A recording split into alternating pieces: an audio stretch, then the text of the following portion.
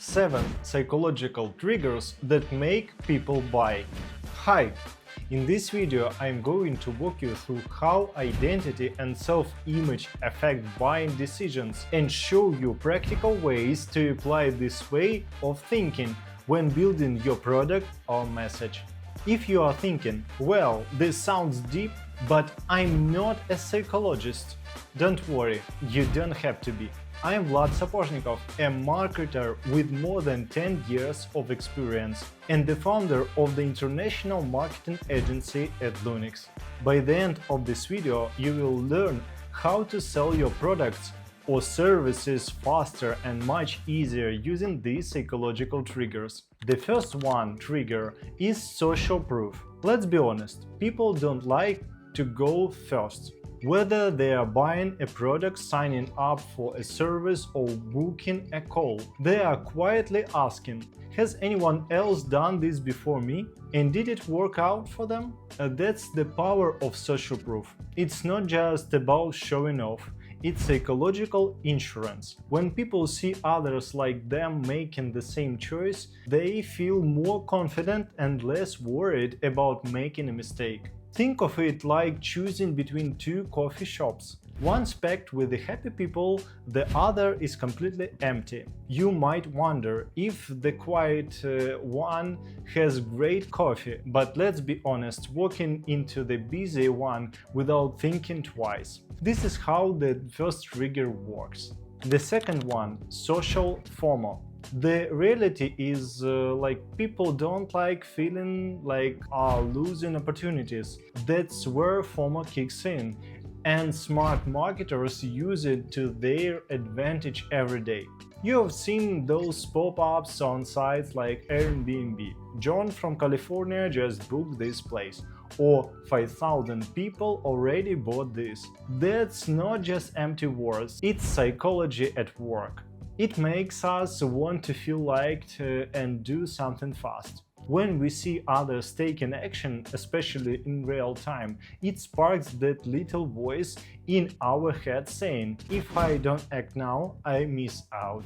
From my side, running a market research agency, I've seen how powerful this is, especially for the early stage products. People don't always know how to judge a new brand or offer, so they look for signs from others. Social proof creates instant trust, whether it's live sales alerts, reviews, or even showcasing how many users you have.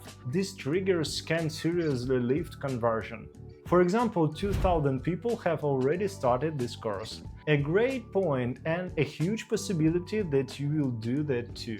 Don't overdo it or fake it, but if people are already loving your product, show it. Let your audience know they are not the first ones through the door, and they definitely will not want to be the last.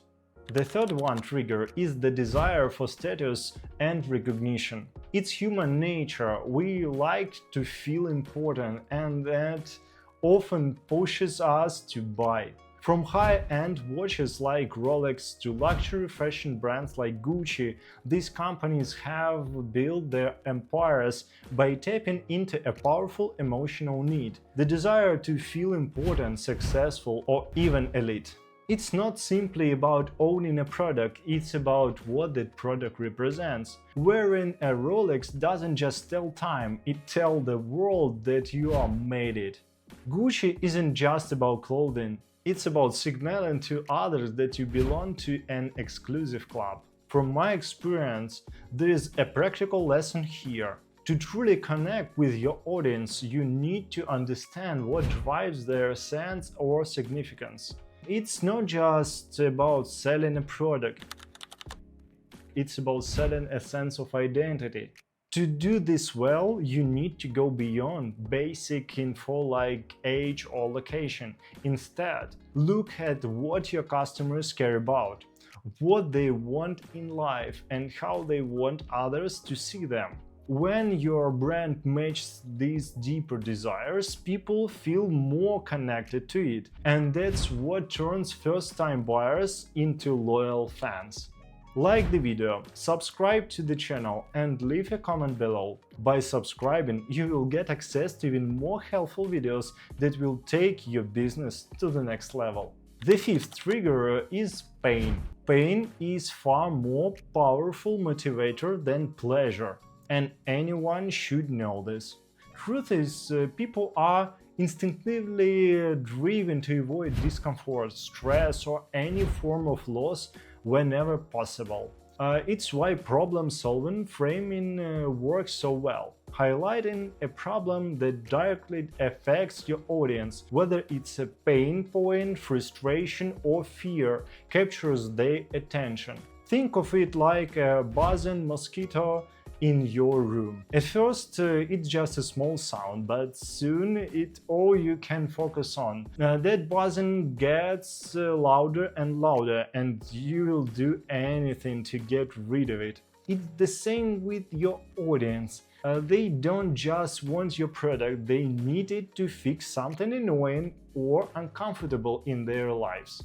I work with a B2B SaaS client who had a great tech but flat messaging. It was all about features, automation ready, beautiful dashboards, easy to use, nice but not urgent. So we went deeper. We recommended him to organize everything around real pain points like this.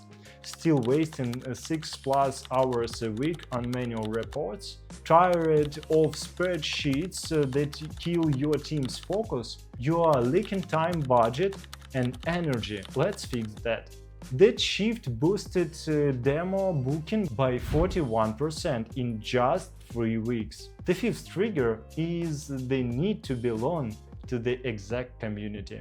People don't just want to buy things, they want to belong. It's the tribe mentality.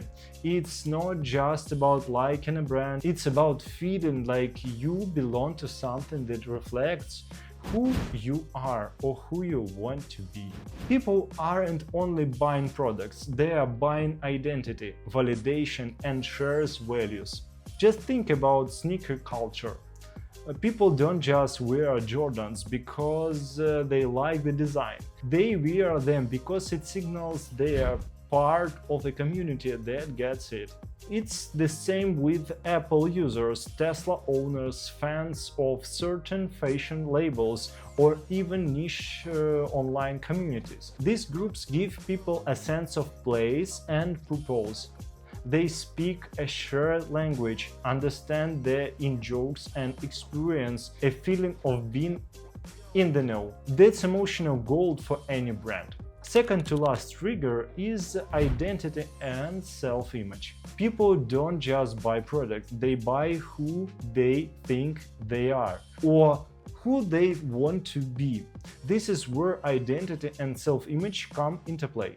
Every purchase sends a signal not just to the outside world but ourselves. You don't buy a minimalist smartwatch just for timekeeping. You buy it because it says you are efficient, modern, and focused. In other words, people use brands like a mirror to reflect who they believe they are, or who they are trying to become. When we ask people why they choose a certain brand or product, their answers often tie back to identity. It just felt like me. That's what people like me use.